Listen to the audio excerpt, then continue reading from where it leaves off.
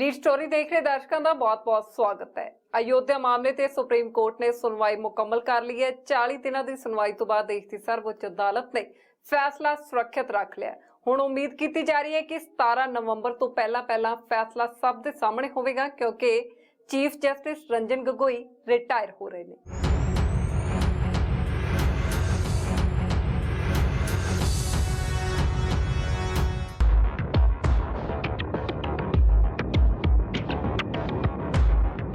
अयोध्या मामले की सुनवाई पूरी हो गई है। अगले महीने नवंबर च फैसला आने की उम्मीद है। सुप्रीम कोर्ट ने सारियां धिरां दीयां दलीलां सुनने तो बाद फैसला राखवा रख लिया। चीफ जस्टिस रंजन गोगोई 17 नवंबर को रिटायर्ड हो रहे हैं। अजिहे च उम्मीद है कि फैसला 17 नवंबर तो पहला आ जाएगा। 40 दिनों की रोजाना सुनवाई तो बाद हिंदू धिर के वकील वरुण सिन्हा ने कहा कि उन्हें अपना पक्ष रख दिता है और हुण फैसला अदालत के हाथ है। जो भी फैसला आएगा वो सारियां धिरां नूं मनना पवेगा।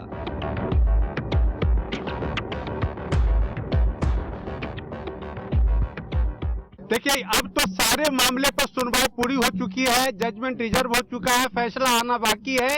लेकिन यह आप अवश्य मान के चले कि प्रभु श्री राम की यह भूमि है।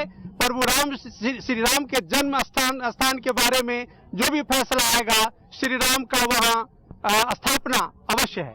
देखिए, हम लोगों ने जो अपना दलील दिया है उस दलील में बहुत स्पष्ट है और सारे हिंदू पक्ष के दलील का केंद्र है कि जो 1/3 संपत्ति दिया गया था माननीय उच्च न्यायालय के द्वारा मुस्लिम पक्ष को, वह गलत निर्णय था। वह किस तरह से गलत था, कानूनी तौर पर उस निर्णय को सही नहीं ठहराया जा सकता है। इन सारे मुद्दों पर हिंदू पक्ष ने अपना पक्ष रखा है और हमें इंतजार करना होगा कि उस पक्ष को माननीय सर्वोच्च न्यायालय किस तरह से लेती है। हिंदू धिरां दे वकील ने दावा किया कि मुस्लिम धिर दे वकील राजीव धवन ने अदालत च नक्शा पाड़िया, वो भी मंदभागा कदम सी। जो मैप हम लोगों ने दिया है अदालत के समक्ष, जो उन्होंने टुकड़ों में फाड़ दिया, ये साबित करता है फ्रस्ट्रेशन कि किस तरह से वो सबूतों को भी नहीं देखना चाहते थे, सबूतों को भी झुठलाना चाहते थे। और इस तरह से मुस्लिम पक्ष अगर अपना मुकदमा जीतना चाहता है तो उस पर कुछ कहा नहीं जा सकता। उनका फ्रस्ट्रेशन शो करता है। वरुण, कोर्ट में यह हुआ कि धवन साहब जानते थे कि ये दोनों मेरी किताबें बहस शुरू होने के 1 महीना पहले जमा की गई थी। यह किताब उसमें है, मेरी किताब में इसका नक्शा है, लेकिन ये आर्किटेक्ट द्वारा बनाया नहीं गया है। जब बार बार ये सुप्रीम कोर्ट से आ रहा था तो मैंने सोचा कि सुप्रीम कोर्ट को मैं आर्किटेक्ट से के आधार पर ये लंबाई चौड़ाई सब सही हो दूं। तो वे बहुत महान विद्वान हैं, इतने अनुभवी हैं, वे साक्ष्यों का महत्व समझते हैं। इसलिए उनको लगा कि यदि ये नक्शा चला गया, किताबें चली गई, तो उनका केस जो है अस्तित्वहीन हो जाएगा, दम नहीं रहेगा। इसलिए इतनी बेचैनी थी। नहीं तो उनको आपत्ति थी तो हमारे वकील विकास सिंह जी को बोल देने देते। बोलने के बाद उनको 1 घंटा मौका दिया गया है। शाम में वो बोलते कि ये नक्शा जो है आज दिया गया, इसको आप नहीं रखिए, किताबें नहीं रखिए। हमारे वकील को नहीं बोलने दे रहे थे कि सुप्रीम कोर्ट का ऑर्डर है 14 मार्च 2017 का कि यदि हमने डाला था तो नहीं स्वीकार हुआ, लेकिन ऑर्डर उसमें है कि यदि कोई पक्षकार, नियमित पक्षकार कोई डालता है तो कोर्ट उसको स्वीकार करेगा। हुण उम्मीद यही है कि 17 नवंबर तो पहला सुप्रीम कोर्ट अपना फैसला सुना देगा।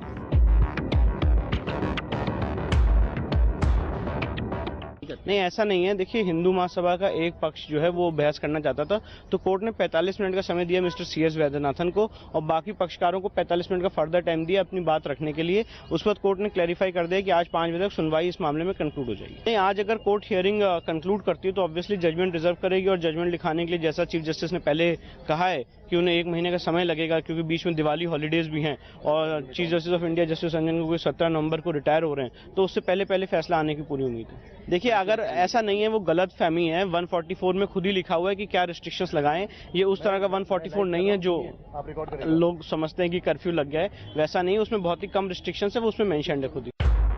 मुस्लिम धिरां भी सुप्रीम कोर्ट की रोजाना हुई सुनवाई तो खुश ने, जिन्हां नूं उम्मीद है कि फैसला उन्हां दे पक्ष च आवेगा। नहीं, हमें अच्छा लगता है कि सीजीआई ने बहुत मेहनत करके और 39 दिन सुनवाई करके और तफसील से बहस को सुना है तमाम फरीक़ों के। हमें उम्मीद है कोई ना कोई फ़ैसला अच्छा ज़रूर आएगा। और हमें ये भी लगता है कि अगर खुसूसी इख्तियारात का इस्तेमाल करते हुए अगर सुप्रीम कोर्ट चाहेगा तो वो स्टेटस को भी रख सकता है।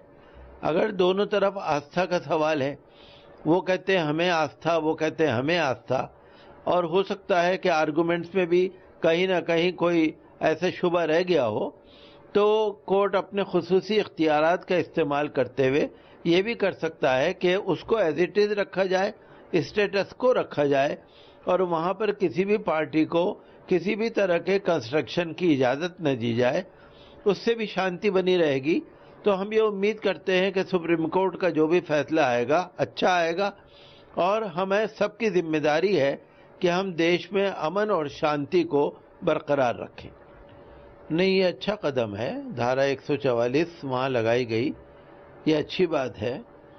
हर तरफ अमन हो, शांति हो और कानून का पालन हो, ये ज़रूरी है। और जो भी हुकूमत हो उसको ये चाहिए कि इंतज़ाम अच्छा करे, कानून की बालादस्ती बरकरार रहे। तो 144 नाफिज हुई है, ठीक है, और जो भी इसका उल्लंघन करे उनके खिलाफ कार्रवाई भी होनी चाहिए, और हर तरफ शांति रहे, माहौल अच्छा रहे, इसके लिए हर सरकार को कोशिश करनी चाहिए। ਸੁਭਾਵਿਕ ਹੈ ਫੈਸਲਾ ਇਤਿਹਾਸਕ ਹੋਵੇਗਾ। ਅਜਿਹੇ 'ਚ ਸਭ ਦੀ ਨਜ਼ਰ ਦੇਸ਼ ਦੀ ਸਰਵਉੱਚ ਅਦਾਲਤ ਤੇ ਹੈ। देखिए, फैसला निश्चित रूप से अलग हो सकता है। ऐसा इसलिए क्योंकि इलाहाबाद हाईकोर्ट के फैसले से तो कोई भी पक्ष सहमत नहीं हुआ था और सभी ये कहते हुए आए थे कि 1/3 नहीं, हमको पूरा हिस्सा चाहिए। सबने अपनी अपनी तरह से बातें कही हैं। ऐसे में हम ये नहीं कह सकते कि सुप्रीम कोर्ट भी इसी निष्कर्ष पर पहुंचेगा कि 1/3 हिस्सा ही दे दिया जाए। हो सकता है कि आर या पार की सूरत में भी फैसला आ सकता है। तो इसके बारे में तो अनुमान नहीं लगा सकते कि वही फैसला रिपीट होगा या नहीं, लेकिन निश्चित रूप से जो फैसला आएगा, जिस गंभीरता से और जिस तत्परता से सुप्रीम कोर्ट ने सुना है, सभी पक्षों को पूरा मौका दिया है, 40 दिन सुनवाई की है, 1-1 घंटा ज्यादा सुनवाई की है, उससे यही लगता है कि जो फैसला आएगा वो अपने आप में ऐतिहासिक होगा। फैसले के मद्देनजर उत्तर प्रदेश 'ਚ सुरक्षा ਵਧਾ ਦਿੱਤੀ गई है। 30 नवंबर तक फील्ड अफसरां ਦੀਆਂ ਛੁੱਟੀਆਂ ਰੱਦ ਕਰ ਦਿੱਤੀਆਂ ਗਈਆਂ ਨੇ। करीब 1000 ਵਾਧੂ ਜਵਾਨਾਂ ਨੂੰ ਤੈਨਾਤ ਕੀਤਾ ਜਾ ਰਿਹਾ ਹੈ। 10 ਦਸੰਬਰ ਤੱਕ ਲਈ ਅਯੋਧਿਆ 'ਚ ਧਾਰਾ 144 ਲਾ ਦਿੱਤੀ ਗਈ ਹੈ। ਅਜਿਹੇ 'ਚ ਸਾਰੀਆਂ ਧਿਰਾਂ ਵੱਲੋਂ ਸ਼ਾਂਤੀ ਦੀ ਅਪੀਲ ਕੀਤੀ ਜਾ ਰਹੀ ਹੈ ਅਤੇ ਸੁਪਰੀਮ ਕੋਰਟ ਦੇ ਸੁਪਰੀਮ ਫੈਸਲੇ ਦੇ ਸਨਮਾਨ ਲਈ ਸਭ ਨੂੰ ਗੁਜ਼ਾਰਿਸ਼ ਹੋ ਰਹੀ ਹੈ। ਲੀਡ ਸਟੋਰੀ 'ਚ ਵੇਲਾ ਫਿਲਹਾਲ ਇੱਕ ਛੋਟੀ ਜਿਹੀ ਬ੍ਰੇਕ ਦਾ ਬ੍ਰੇਕ ਤੇ ਉਸ ਪਾਰ ਸਾਡੀ ਖਾਸ ਰਿਪੋਰਟ ਜਾਰੀ ਰਹੇਗੀ।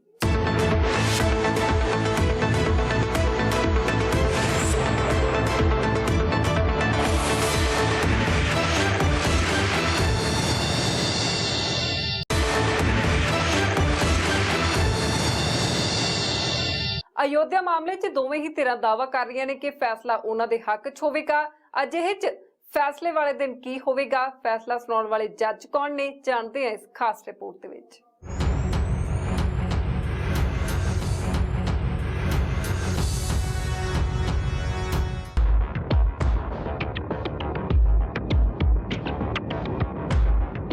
अयोध्या विवाद ते सुप्रीम कोर्ट का फैसला की होवेगा, हुण इस ते सब दी नज़र है। फैसले ਨੂੰ ਲੈ ਕੇ ਵੱਖ-ਵੱਖ ਤਰ੍ਹਾਂ ਦੀਆਂ ਚਰਚਾਵਾਂ ਦੇਸ਼ ਭਰ 'ਚ ਚੱਲ ਰਹੀਆਂ ਨੇ।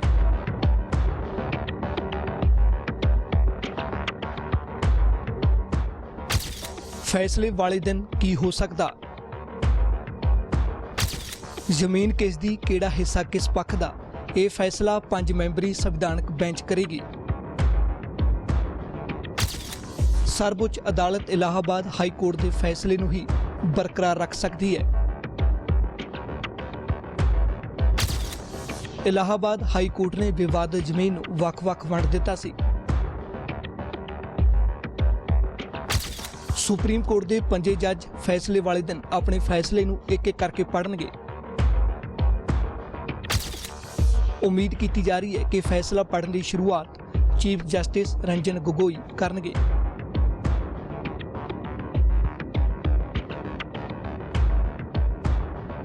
पूरी संभावना है कि फैसले वाले दिन अदालत ਵਿੱਚ खासी गहमा-गहमी रहेगी। 5 जज कोर्ट नंबर 1 ਚ ਆਉਣਗੇ ਅਤੇ ਆਪਣਾ ਫੈਸਲੇ ਦਾ ਸੰਬੰਧਿਤ ਹਿੱਸਾ ਪੜ੍ਹਨਗੇ। ਇਸ ਤੋਂ ਬਾਅਦ ਆਪਣੇ ਚੈਂਬਰ 'ਚ ਜੱਜ ਚਲੇ ਜਾਣਗੇ। ਉਸ ਤੋਂ ਬਾਅਦ ਸਭ ਕੁਝ ਇਤਿਹਾਸ ਹੋਵੇਗਾ। फैसला देने वाले जज कौन? फैसला देने वाली संविधानक बेंच 'ਚ 5 जज ने। अगवाई खुद चीफ जस्टिस रंजन गोगोई कर रहे ने। चीफ जस्टिस तो इलावा justice एस.ए. Bobde, justice Ashok Bhushan, justice D.Y.. Chandrachud ਅਤੇ जस्टिस अब्दुल नजीर संविधानक बेंच 'ਚ शामिल ने। मामले की सुनवाई कर रही 5 मैंबरी बेंच 'ਚ जस्टिस नजीर इकल्ले ही मुसलमान सन। अयोध्या जमीन विवाद। ਇਹ ਵਿਵਾਦ उत्तर प्रदेश के अयोध्या जिले 'ਚ ਜ਼ਮੀਨ ਦੇ ਇੱਕ ਟੁਕੜੇ ਨਾਲ ਸੰਬੰਧਿਤ ਹੈ। हिंदू भाईचारे की धारणा मुताबिक जिस थां बाबरी मस्जिद सी वो राम का जन्म स्थान है। मामले दे विच ये तय किया जाना है कि पहला उत्थे हिंदू मंदिर सी जां मस्जिद। दसंबर 1992 नूं बाबरी मस्जिद नूं ढा दिता गया सी। जमीन ते मलकीयत विवाद संबंधी मामला इलाहाबाद हाई कोर्ट च गया सी। इलाहाबाद हाई कोर्ट की 3 मैंबरी बेंच ने 30 सितंबर 2010 ਨੂੰ फैसला सुनाया। ਜ਼ਮੀਨ ਦਾ 1/3 हिस्सा रामलला, 1/3 हिस्सा सुन्नी वक्फ बोर्ड ਨੂੰ ਦਿੱਤਾ ਗਿਆ। 1/3 हिस्सा निर्मोही अखाड़ा ਨੂੰ ਦੇਣ ਦਾ इलाहाबाद हाई कोर्ट ने फैसला सुनाया ਸੀ।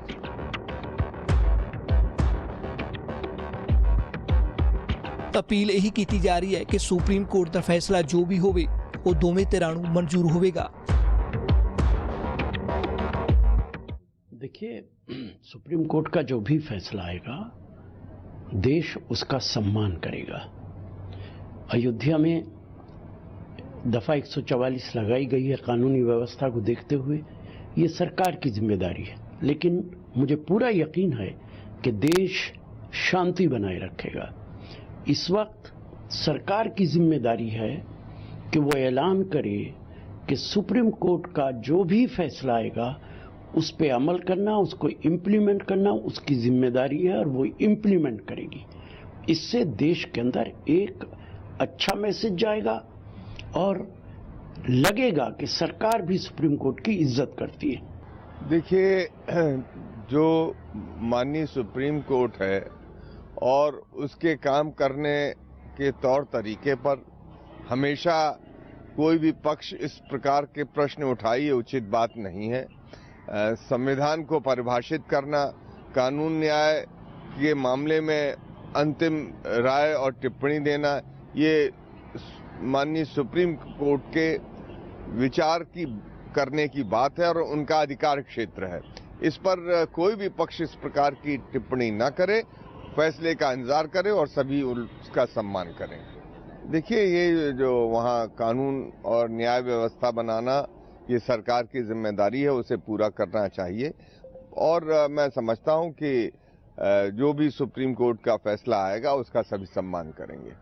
देखिए, मैं उम्मीद करता हूँ कि फैसला बहुत अच्छा निकलेगा और जो भी सुप्रीम कोर्ट का हमारी देश के सर्वोच्च न्यायालय का फैसला होगा हम उसको मानने को पूरी तरीके से तैयार हैं। वो इसलिए तैयार हैं कि हमें अपनी अदलिया पर भरोसा है, अपनी अदालत पर भरोसा है और इसके अंदर मैं उन लोगों से अपील करना चाहता हूं कि जो लोगों के जज्बात को भड़का के, भावनाओं को भड़का के और लोगों को नुकसान पहुंचाते हैं, मंदिर और मस्जिद के नाम के ऊपर लोगों को नुकसान पहुंचाते हैं और माओ की गोदियाँ उजड़ जाती हैं, औरतों का सुहाग लुट जाता है। लिहाजा फैसला जिसके भी हक में आए, चाहे वो मुसलमानों के हक में आए, चाहे वो हिंदुओं के हक में आए, फैसला जिसके भी हक में आए, मगर मुल्क के अंदर अमन रहना चाहिए, मुल्क के अंदर शांति रहना चाहिए है। कितने मंदिर ऐसे हैं जहाँ कोई घंटा बजाने वाला नहीं है, कितनी मस्जिदें ऐसी हैं जहाँ कोई अल्लाह अकबर कहने वाला नहीं है, उसकी फिक्र किसी को नहीं है। लिहाजा मुल्क के अंदर सिर्फ शांति चाहिए। अदालत ने बड़ा वक्त सर्व किया है, अदालत ने फास्ट ट्रैक कोर्ट के ऊपर हमारे केसेस को सुना है, तो मैं उम्मीद करूंगा कि फैसला इंशाल्लाह हक के फेवर में आएगा। ਸਤੰਬਰ 2010 ਦੇ ਫੈਸਲੇ 'ਚ ਇਲਾਹਾਬਾਦ ਹਾਈ ਕੋਰਟ ਨੇ ਆਪਣੇ ਫੈਸਲੇ 'ਚ ਜ਼ਮੀਨ ਨੂੰ ਸਾਰੇ ਤਿੰਨਾਂ ਪੱਖਾਂ ਸੁੰਨੀ ਵਕਫ ਬੋਰਡ, ਨਿਰਮੋਹੀ ਅਖਾੜਾ ਅਤੇ ਰਾਮਲੱਲਾ 'ਚ ਬਰਾਬਰ ਵੰਡਣ ਦਾ ਆਦੇਸ਼ ਦਿੱਤਾ ਸੀ। ਫੈਸਲੇ ਤੋਂ ਬਾਅਦ ਹਿੰਦੂਆਂ ਨੂੰ ਇਸ ਥਾਂ ਮੰਦਿਰ ਬਣਨ ਦੀ ਆਸ ਸੀ, ਜਦੋਂ ਕਿ ਮੁਸਲਮਾਨ ਪੱਖ ਨੇ ਮਸਜਿਦ ਨੂੰ ਮੁੜ ਬਣਾਉਣ ਦੀ ਮੰਗ ਕੀਤੀ। ਸਾਲ 2011 ਵਿੱਚ ਹਿੰਦੂ ਅਤੇ ਮੁਸਲਮਾਨ ਪੱਖਾਂ ਨੇ ਇਸ ਫੈਸਲੇ ਦੇ ਖਿਲਾਫ ਸੁਪਰੀਮ ਕੋਰਟ 'ਚ ਅਪੀਲ ਕਰ ਦਿੱਤੀ।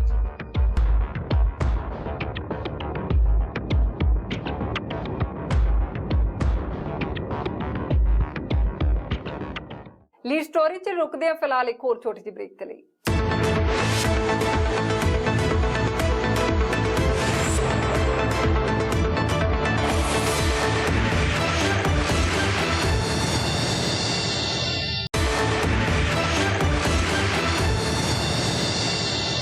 अयोध्या विवाद जिन्ना पुराना उन्ना ही उलझा होया मसला भी है। जानते हैं कि हुण तक अयोध्या विवाद दे विच की कुछ होया, पूरी रिपोर्ट।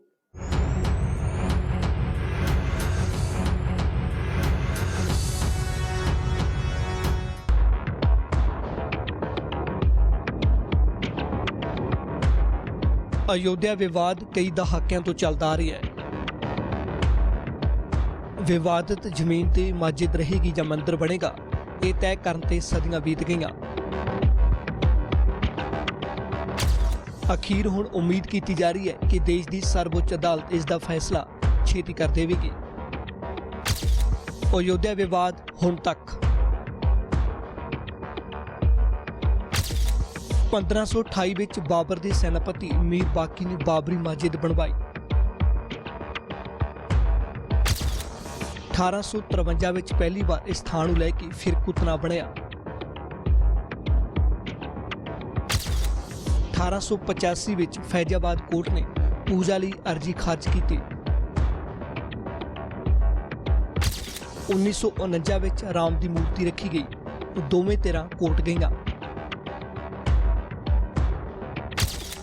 1986 ਵਿੱਚ ਫੈਜ਼ਾਬਾਦ ਕੋਰਟ ਨੇ ਹਿੰਦੂਆਂ ਨੂੰ ਪੂਜਾ ਦੀ ਆਗਿਆ ਦਿੱਤੀ।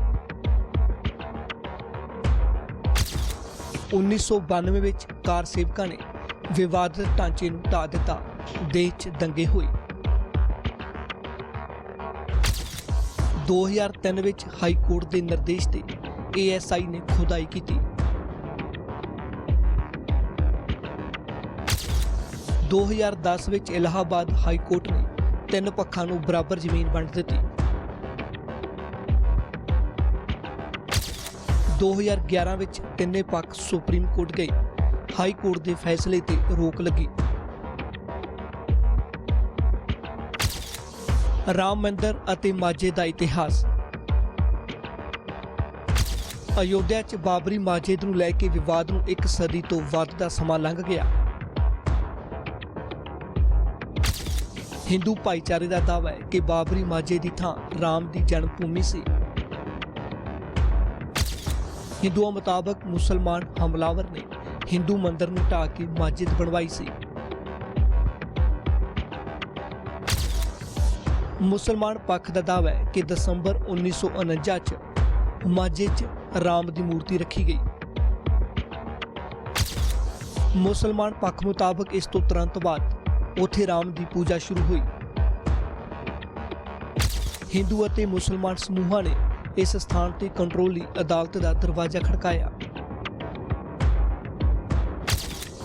1992 ਵਿੱਚ ਮਾਮਲਾ ਉਦੋਂ ਮੁੜ ਪੱਕ ਗਿਆ ਜਦੋਂ ਅਯੋਧਿਆ 'ਚ ਇਕੱਠਾ ਹੋਈ ਭੀੜ ਨੇ ਮਸਜਿਦ ਢਾਹ ਦਿੱਤੀ। ਬਾਬਰੀ ਮਸਜਿਦ ਕਿਵੇਂ ਢਾਈ ਗਈ? 6 ਦਸੰਬਰ 1992 ਨੂੰ ਕੁਝ ਸੰਗਠਨਾਂ ਨੇ ਕਥਿਤ ਤੌਰ ਤੇ ਵਿਵਾਦਿਤ ਥਾਂ ਇੱਕ ਰੈਲੀ ਦਾ ਪ੍ਰਬੰਧ ਕੀਤਾ। ਰੈਲੀ ਵਿੱਚ 1.5 ਲੱਖ ਵਲੰਟੀਅਰ ਜਾਂ ਕਾਰ ਸੇਵਕ ਸ਼ਾਮਲ ਹੋਏ। ਰੈਲੀ ਹਿੰਸਕ ਹੋ ਗਈ ਅਤੇ ਬਾਬਰੀ ਮਸਜਿਦ ਨੂੰ ਢਾਹ ਦਿੱਤਾ ਗਿਆ। ਉੱਤਰ ਪ੍ਰਦੇਸ਼ ਵਿੱਚ ਰਾਸ਼ਟਰਪਤੀ ਸ਼ਾਸਨ ਲਾਗੂ ਕਰ ਦਿੱਤਾ ਅਤੇ ਵਿਧਾਨ ਸਭਾ ਭੰਗ ਕਰ ਦਿੱਤੀ। ਕੇਂਦਰ ਸਰਕਾਰ ਨੇ 1993 ਚ ਇੱਕ ਕਾਨੂੰਨ ਜਾਰੀ ਕਰਕੇ ਵਿਵਾਦਤ ਜ਼ਮੀਨ ਨੂੰ ਆਪਣੇ ਕੰਟਰੋਲ 'ਚ ਲੈ ਲਿਆ। ਘਟਨਾ ਦੀ ਜਾਂਚ 'ਚ 68 ਲੋਕ ਜ਼ਿੰਮੇਵਾਰ ਪਾਏ ਗਏ। ਬੀਜੇਪੀ ਅਤੇ ਵੀਐਚਪੀ ਦੇ ਕਈ ਨੇਤਾਵਾਂ ਦੇ ਨਾਮ ਵੀ ਸਨ। ਬਾਬਰੀ ਮਸਜਿਦ ਢਾਉਣ ਦੇ ਮਾਮਲੇ 'ਚ ਕਥਿਤ ਭੂਮਿਕਾ ਨੂੰ ਲੈ ਕੇ ਬੀਜੇਪੀ ਦੇ ਲੀਡਰਾਂ ਖਿਲਾਫ ਮਾਮਲਾ ਚੱਲ ਰਿਹਾ ਹੈ। ਲਾਲ ਕ੍ਰਿਸ਼ਨ ਅਡਵਾਨੀ, ਮੁਰਲੀ ਮਨੋਹਰ ਜੋਸ਼ੀ, ਕਲਿਆਣ ਸਿੰਘ, ਵਿਨय ਕਟਿਆਰ, ਉਮਾ ਭਾਰਤੀ ਦੇ ਨਾਮ ਮੁੱਖ ਤੌਰ ਤੇ ਸ਼ਾਮਲ ਨੇ। ਸੂਬਾ ਸਰਕਾਰ ਦੇ ਅਧਿਕਾਰਿਤ ਅੰਕੜਿਆਂ ਮੁਤਾਬਕ ਮਸਜਿਦ ਢਾਏ ਜਾਣ ਦੌਰਾਨ ਹੋਈ ਕਾਰਵਾਈ 'ਚ 16 ਕਾਰ ਸੇਵਕਾਂ ਦੀ ਮੌਤ ਹੋਈ। ਮਸਜਿਦ ਢਾਏ ਜਾਣ ਬਾਅਦ ਪੂਰੇ ਦੇਸ਼ 'ਚ ਫਿਰਕੂ ਦੰਗਿਆਂ 'ਚ ਕਰੀਬ 2000 ਲੋਕ ਮਾਰੇ ਗਏ। ਸੁਪਰੀਮ ਕੋਰਟ ਦੇ ਆਦੇਸ਼ ਮੁਤਾਬਕ ਬਾਬਰੀ ਮਸਜਿਦ ਢਾਏ ਜਾਣ ਦੇ ਮਾਮਲੇ 'ਚ ਲਖਨਊ ਦੀ ਸੈਸ਼ਨ ਅਦਾਲਤ 'ਚ ਸੁਣਵਾਈ ਚੱਲ ਰਹੀ ਹੈ, ਜਿਸ ਨੂੰ 30 ਅਪ੍ਰੈਲ 2020 ਤੱਕ ਪੂਰਾ ਕੀਤਾ ਜਾਣਾ ਹੈ। ਸਰਵਉੱਚ ਅਦਾਲਤ ਨੇ ਇਹ ਵੀ ਆਦੇਸ਼ ਦਿੱਤਾ ਹੈ ਕਿ ਵਿਸ਼ੇਸ਼ ਸੀਬੀਆਈ ਜੱਜ ਐਸ.ਕੇ. ਯਾਦਵ ਦਾ ਕਾਰਜਕਾਲ ਅਗਲੇ ਸਾਲ ਅਪ੍ਰੈਲ ਤੱਕ ਰਹੇਗਾ। ਜਸਟਿਸ ਐਸ.ਕੇ. ਯਾਦਵ ਦੀ ਰਿਟਾਇਰਮੈਂਟ 30 ਸਤੰਬਰ 2019 ਚ ਹੋਣੀ ਸੀ।